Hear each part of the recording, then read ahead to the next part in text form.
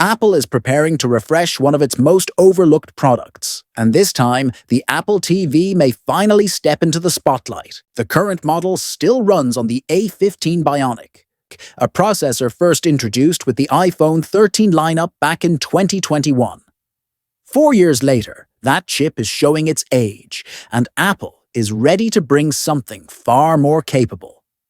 Reports suggest the next Apple TV will be powered by the A17 Pro, the same silicon used in the iPhone 15 Pro, offering Wi-Fi 6E support, stronger efficiency, and GPU power capable of running console-level games.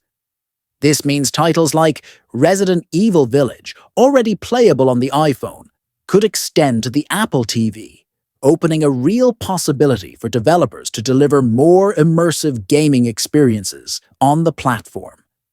With technologies like MetalFX upscaling, even graphically demanding games such as Cyberpunk 2077 could become viable in Apple's ecosystem.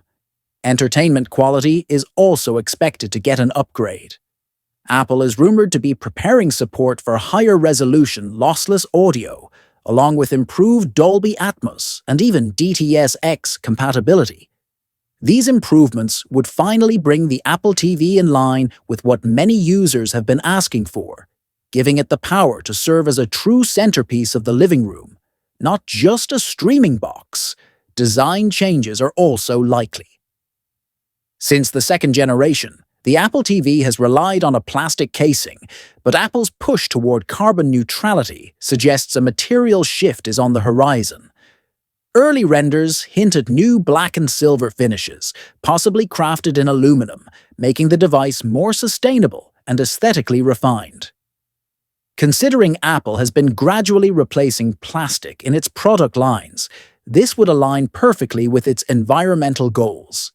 A sleeker, metal design could also help the device feel more premium alongside other Apple hardware.